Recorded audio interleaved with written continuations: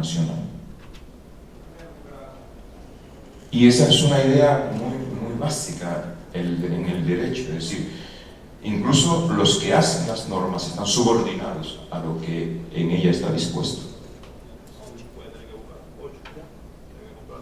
Entonces el Tribunal Constitucional se ha colocado al margen de la Constitución, ha desconocido el mandato de subordinación que la propia Constitución le impone. La cláusula del Estado social, establecida en el artículo 8, que retoma la idea de la obligatoriedad de los poderes públicos de trabajar para el robustecimiento de las condiciones de desarrollo de la dignidad del ser humano, también es desconocido. El artículo 8, que le impone como primera obligación a los poderes públicos la garantía de los derechos de las personas y el hecho de coadyuvar esfuerzos para su desarrollo progresivo, también es desconocido por la sentencia del Tribunal Constitucional. El artículo 18 de la Constitución dispone en su numeral 2 que son dominicanos todos los que al momento de proclamarse la Constitución ostentaban esa condición.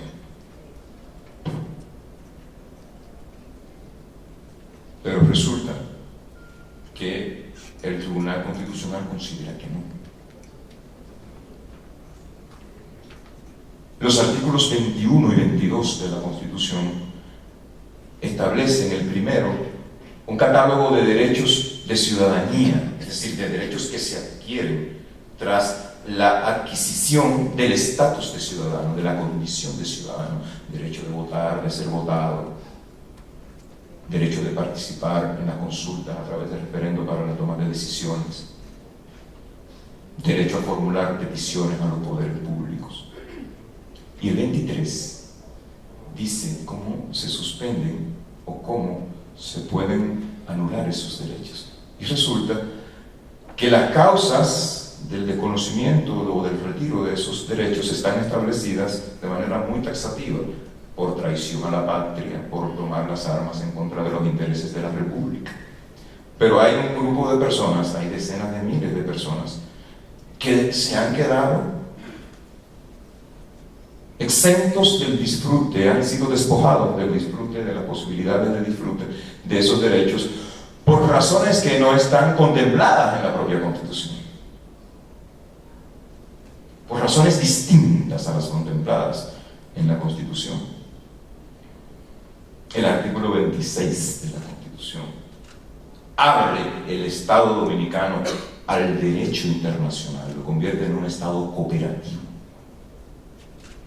Dice que las normas del derecho internacional general y americano forman parte del derecho interno una vez son suscritas y ratificadas por los órganos competentes.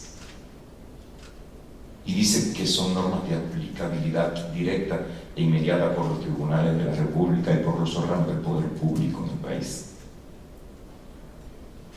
El artículo 40 de la Constitución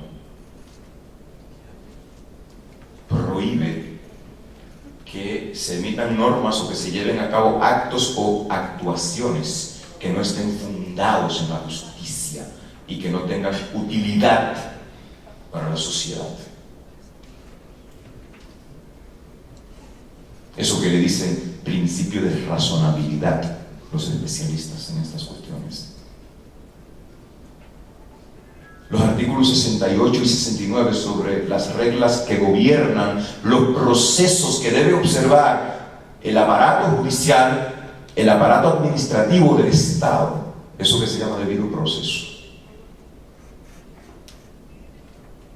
El artículo 74 de la Constitución, que retoma la disposición y refuerza la disposición del artículo 26 sobre el carácter vinculante, y dice no solo tienen carácter vinculante, no solo tienen fuerza jurídica interna los tratados internacionales, sino que los tratados internacionales sobre el derecho rigen en el ámbito nacional con rango constitucional. Sí, son parte de eso que mencionaba Eduardo, que se llama bloque de constitucionalidad. Muchas gracias, muy amable. bloque de constitucionalidad y establece los criterios de interpretación. No voy a referirme a eso, ese fue el tema de Eduardo. Los criterios de interpretación de la Constitución. No es el diccionario de la Real Academia de la Lengua Española, era un ejercicio que yo decía ayer que no se usa en ningún lugar del mundo ya, un ejercicio de interpretación literalista, gramatical de la Constitución. Tránsito y transeúnte es distinto. Lo dice el diccionario de la Real Academia, pero además es mentira, el diccionario no establece definición, es lo mismo. Solo se cita en la sentencia la noción que da el diccionario de transeúnte. No se cita la noción de tránsito que da el diccionario, porque resulta que la noción de tránsito es equivalente en el mismo diccionario de la noción de transeúnte, pero esa parte no se cita en la sentencia.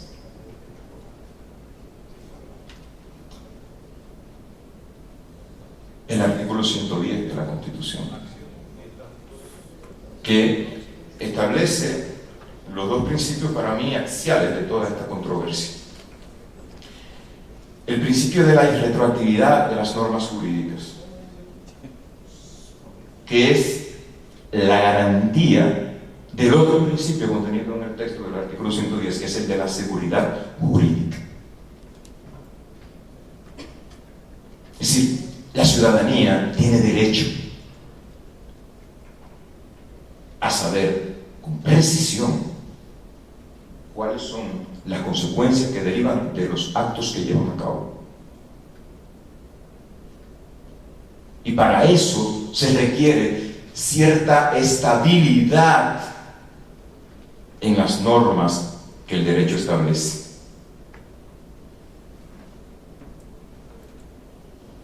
No es que se petrifiquen lo que se pide,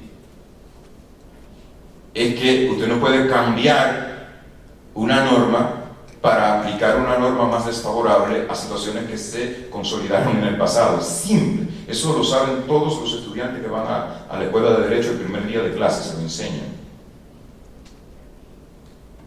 Entonces, se lleva de encuentro el texto, se lleva de encuentro el propio artículo 184, que es el primero dentro del título que crea el Tribunal Constitucional, porque ese texto del artículo 184 le dice al Tribunal Constitucional cuál es la misión, cuáles son los objetivos por los que él se crea: salvaguardar el régimen de derechos, la integridad del ordenamiento constitucional. En resumen, porque se me está acabando el tiempo, la sentencia del Tribunal Constitucional choca de frente con los principios cardinales del Estado de Derecho, choca de frente con la Constitución, choca de frente con el ordenamiento internacional relativo al tema de la nacionalidad. Se lleva de encuentro su propio precedente. El día 4 de junio de este año 2012, 3 meses y 21 días antes de que se diera el fallo que estamos comentando, el Tribunal Constitucional dijo en una sentencia sobre libertad de expresión, citando una sentencia de la Corte Interamericana de Derechos Humanos, que las decisiones de ese órgano le vinculaban y que le prestaba conformidad a las decisiones de ese órgano. 3 meses antes, 3 meses y pico antes. Pero ahora la desconoce. Exactamente igual a como hizo la Corte Suprema de Justicia en una sentencia que dio en el año 2005 a propósito de la ley, de una acción de inconstitucionalidad que se incoó contra la Ley General de Migración. En el país existe un bloque de constitucionalidad que está integrado, entre otras fuentes, por las decisiones de la Corte Interamericana, pero cuando la Corte Interamericana dijo que tránsito no es igual a ilegal y que la ilegalidad de los hijos de los padres no se transmite a los hijos, y dijo que lo único que había que determinar era el hecho de si la persona nació en territorio dominicano, cuando la Corte Interamericana dijo todo eso, la Corte Suprema dijo todo lo contrario. Lo mismo ha hecho el Tribunal Constitucional. Exactamente lo mismo.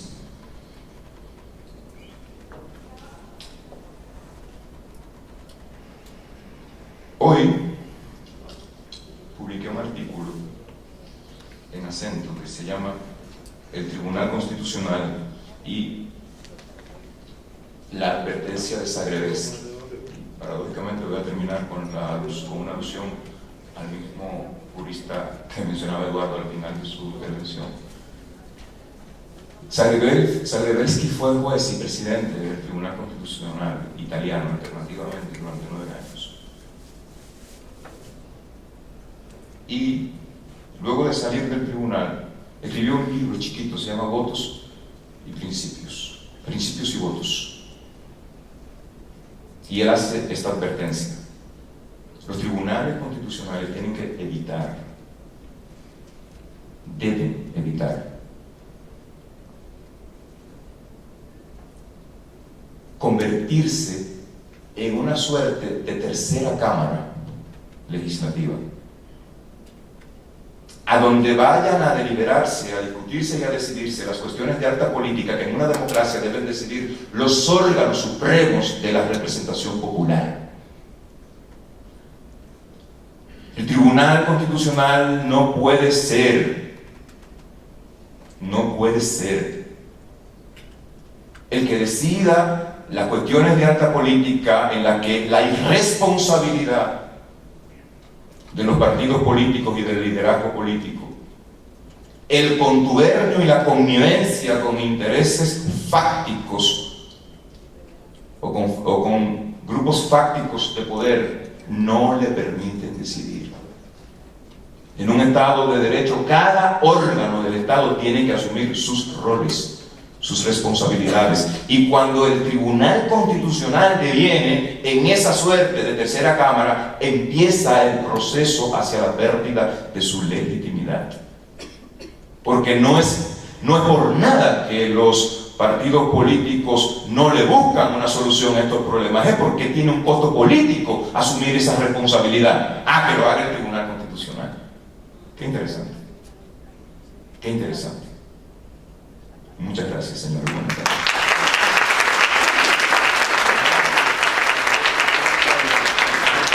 Muchas gracias al licenciado Cristóbal Rodríguez por su participación. De inmediato, llamamos al licenciado Ricardo Rojas León desde el control de convencionalidad de la referida sentencia. Con el aplauso de ustedes.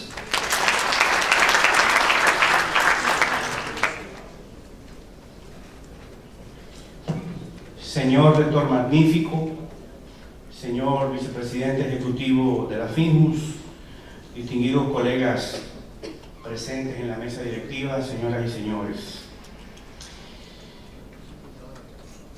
El tema de control de convencionalidad es un tema sumamente importante porque no solo ha venido a enriquecer el acervo jurídico constitucional a través de lo que se denomina el bloque de constitucionalidad, sino porque constituye una garantía para todas las personas que viven en países, como es el caso de la República Dominicana, que ha suscrito convenios de protección de derechos humanos. Los estados que han firmado la Convención Americana de los Derechos Humanos o Pacto de San José han asumido varios compromisos fundamentales o varias obligaciones.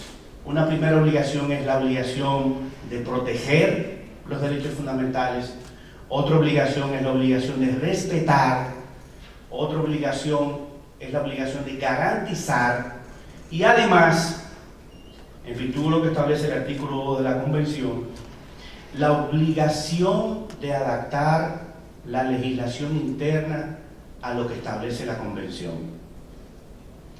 Otro de los compromisos que de manera facultativa pueden asumir los estados, y la República Dominicana lo asumió desde el año 1999, es el de la competencia contenciosa de la Corte.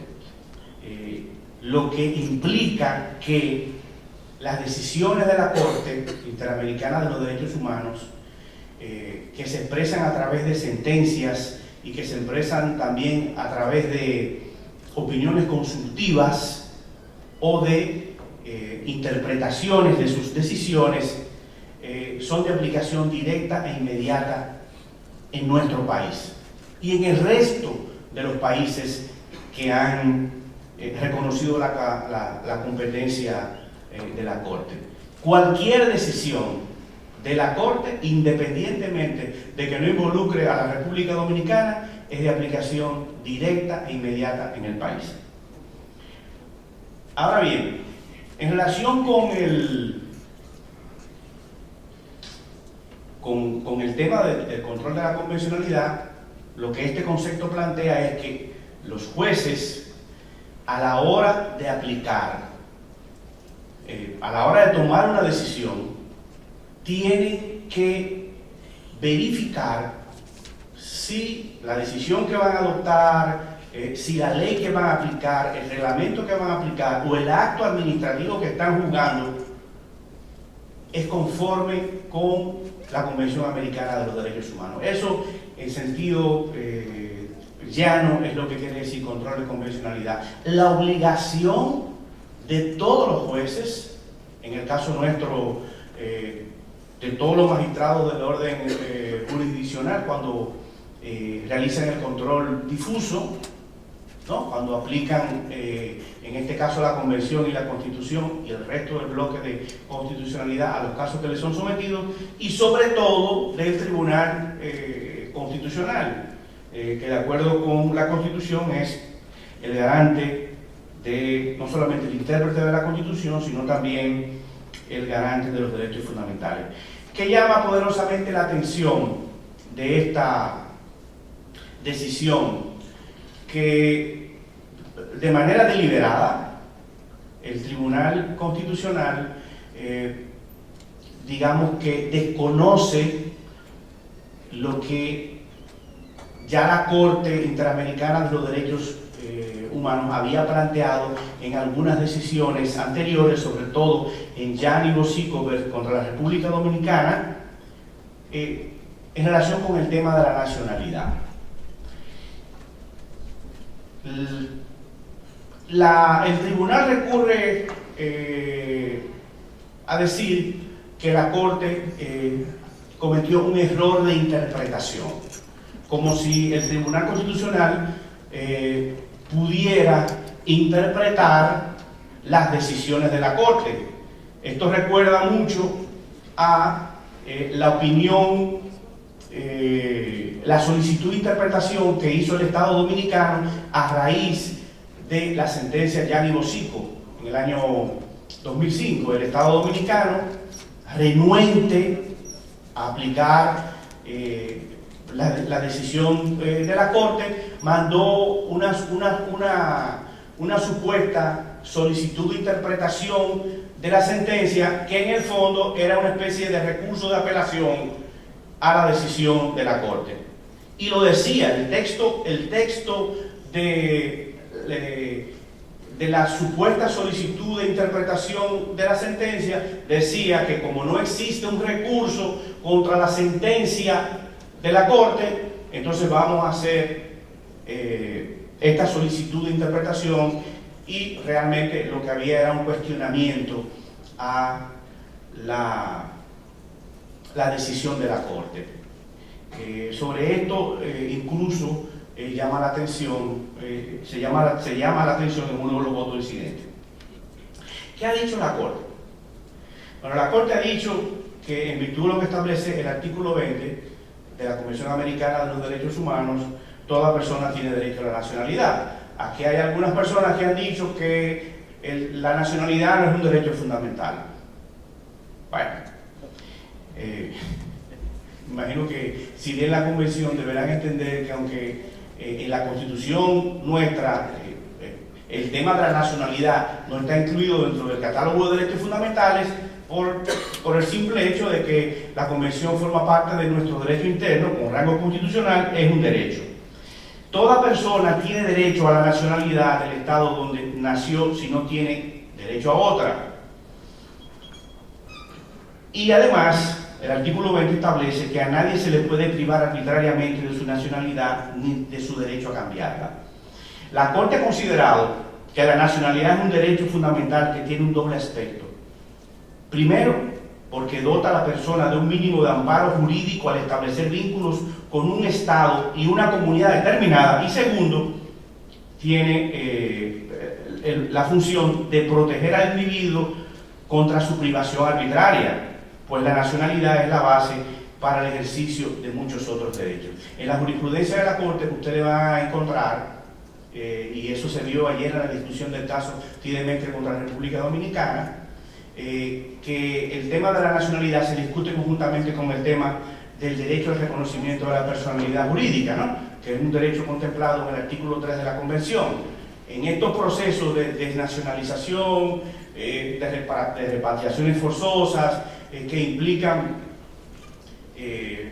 digamos que el desconocimiento de las actas de nacimiento, de la cédula, o la rotura de las actas de nacimiento y de la cédula, hay no solamente una violación al derecho a la nacionalidad, también una violación al derecho al reconocimiento de la personalidad que se expresa a través o que se registra a través de esos documentos. En la sentencia Gianni Bosico contra la República Dominicana, la Corte dijo que el estatus migratorio de los padres no se puede transmitir a los hijos. Desgraciadamente, o quizás por eso, en la Constitución del 2010 se incluyó la excepción de que no son hijos, no son dominicanos los hijos de los extranjeros ilegales. Se buscó esa salida, ¿no? También la Corte ha dijo Gianni Bosico, que el concepto de tránsito debe tener un límite temporal razonable. Ayer volvió a discutirse ese tema, o sea, límite temporal razonable quiere decir que una persona que tenga 30 o 40 años en un país no puede considerarse como una persona en tránsito. Que un extranjero que desarrolla vínculos con el Estado no puede ser equiparado a un transeúnte o al de una persona en tránsito. Y que el Estado no puede adoptar práctica o legislación cuya aplicación favorezca el incremento del número de apátridas. Recordemos que el país también firmó la Convención contra la apatría, y sigue diciendo la Corte, condición que se deriva de la falta de nacionalidad, cuando un individuo no califica bajo las leyes del Estado para recibirla, como consecuencia de su privación arbitraria, por un lado, o bien por el otorgamiento de una nacionalidad que no es efectiva en la práctica. ¿Qué es lo que hace la sentencia? La sentencia, una de las cosas que hace es que le atribuye la nacionalidad haitiana, ¿no?, a todo el hijo, bueno, la nacionalidad de los padres a todo el hijo de un indocumentado, ¿no?, o de un extranjero que estuviera ilegal desde el 39 hasta la fecha. Pero ¿qué acontece? Y este es un tema que salió a relucir también en la Corte. Por ejemplo, la ley haitiana, la ley de inmigración haitiana, la ley que regula la adquisición de la nacionalidad, dice: el hijo de padres haitianos que nació fuera del territorio nacional tiene derecho a adquirir la nacionalidad, pero después que cumple 18 años, como dice también la Constitución dominicana. O sea, si el Tribunal Constitucional dice que un niño que nació hace 5 años no tiene la nacionalidad, que nació en el país, hijo de inmigrantes ilegales, no tiene la nacionalidad dominicana, lo que está condenando a ese niño es a no tener nacionalidad hasta que pueda tener 18 años. Claro, el tribunal plantea una solución a través del plan de regularización. Y la Corte ha dicho también que si bien es cierto que la competencia para determinar quiénes son nacionales de un país que pertenece a los estados, esa discrecionalidad sufre un constante proceso de restricción. Y que en la etapa actual del derecho internacional de los derechos humanos, esa facultad de los estados está limitada por un deber de brindar a los individuos una protección igualitaria y efectiva ante la ley, sin discriminación, y por el deber del Estado de prevenir, evitar y reducir la apatridia. En el caso de esta decisión, no solamente hay una vulneración, un desconocimiento de decisiones que son vinculantes para todos los poderes públicos en la República Dominicana, como es el caso, por ejemplo, de Gianni Bosico, sino que también hay una violación de la Convención contra la Apatridia. Me parece que, contrario a lo que se viene planteando como método de interpretación en algunos tribunales constitucionales, que han acogido incluso el método de la denominada interpretación evolutiva, el Tribunal Constitucional nuestro ha hecho una interpretación involutiva, y para no quedarme atrás con la cita de algún autor, quiero mencionar aquella expresión de Gustav Radbruch, el destacado jurista alemán, cuyos trabajos comenzaron a desatar la discusión moderna sobre el valor de los principios y de la moral, el papel que juegan los principios y la moral en el derecho moderno. Radbruch dijo: la injusticia extrema no es derecho.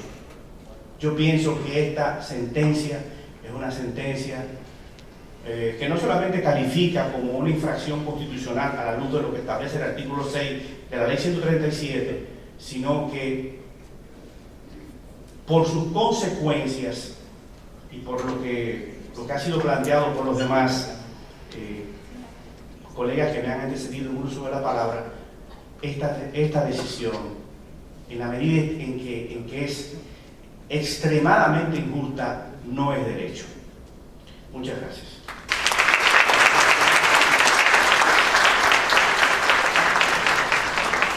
Muchas gracias, licenciado Ricardo Rojas León. De inmediato llamamos al licenciado Olivo Rodríguez Huertas, quien finalizará este conversatorio desde la aplicación del derecho administrativo. Un aplauso de ustedes. Buenas tardes, señor rector, queridos amigos de la mesa directiva, queridos amigos y amigas aquí presentes. La primera reacción que me provocó la lectura íntegra de la sentencia del Tribunal Constitucional que comentamos en esta tarde, la resumí en una sola palabra: monstruosa.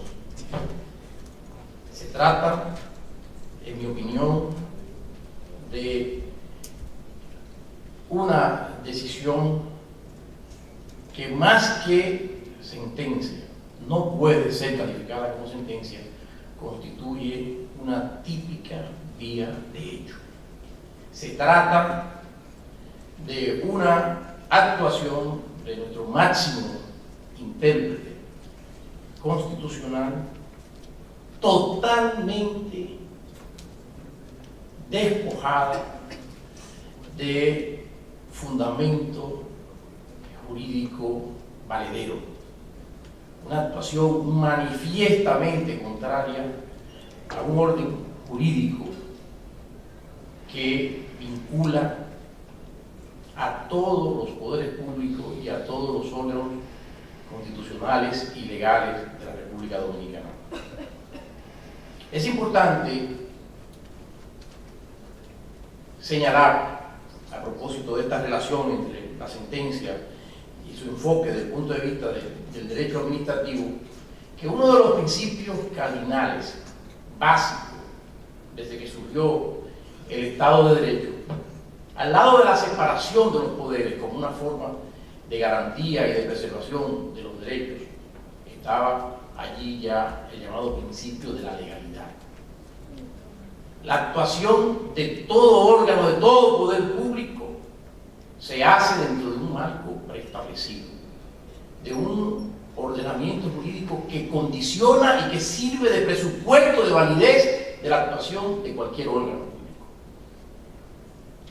El hecho de que se trate de un alto órgano encumbrado por el texto constitucional no lo libera tampoco del respeto de unas normas que condicionan el ejercicio de sus competencias, el ejercicio de sus poderes.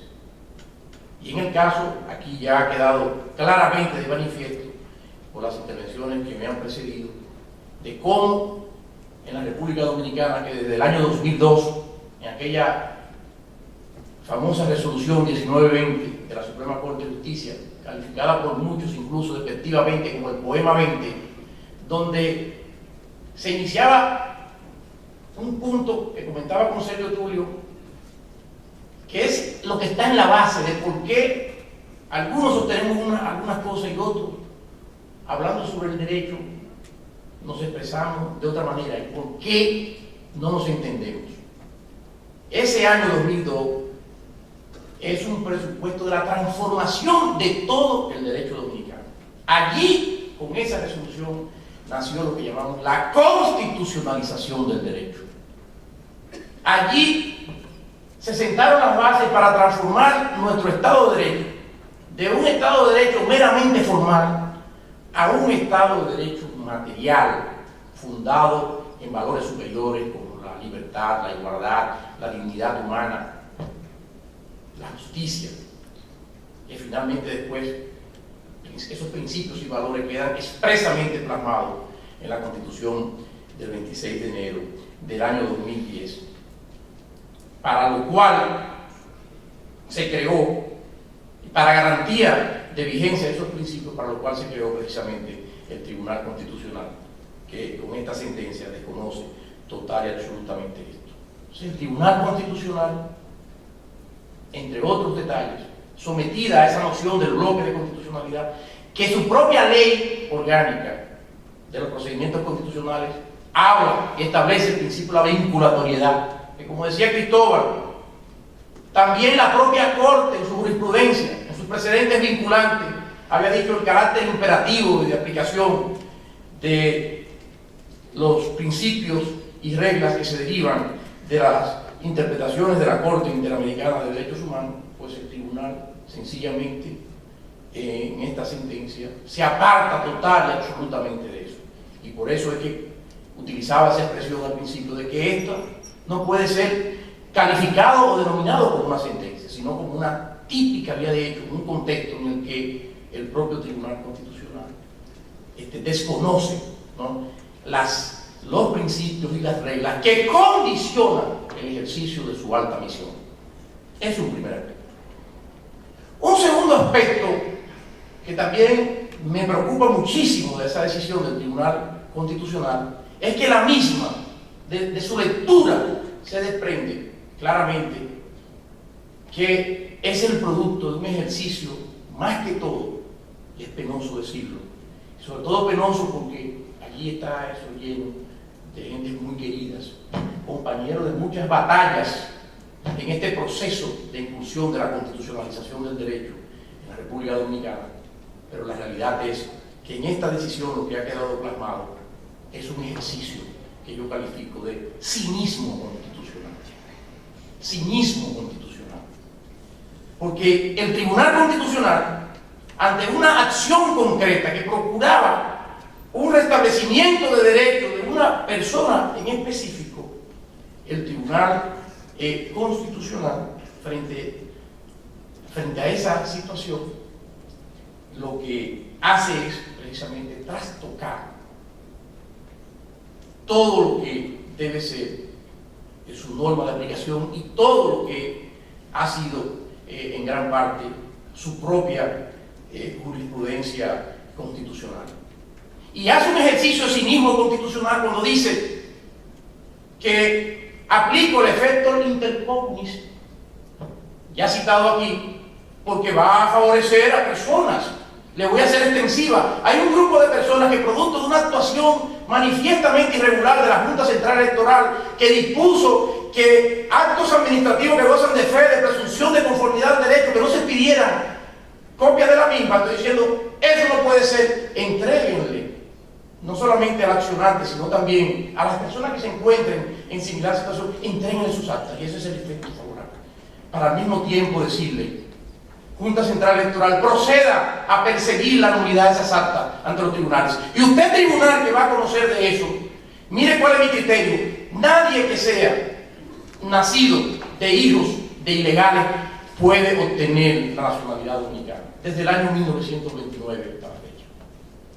Por eso digo, ejercicio de cinismo constitucional. La bondad, entrego el acta, pero al mismo tiempo mando a que esas actas se persiga su nulidad. Pero no solamente eso, no solamente que mando que se persiga su nulidad, sino que reconozco que esas actas son válidas, que gozan de fe hasta que sean destruidas. Y sin embargo, al mismo tiempo, lo que mando a decirle es, pero a esa persona, al accionante, sencillamente otórguenle un permiso de residencia temporal. ¿Residencia de qué? Si mi acta goza de fe, se acredita mi nacimiento. Y a los demás, a los de situación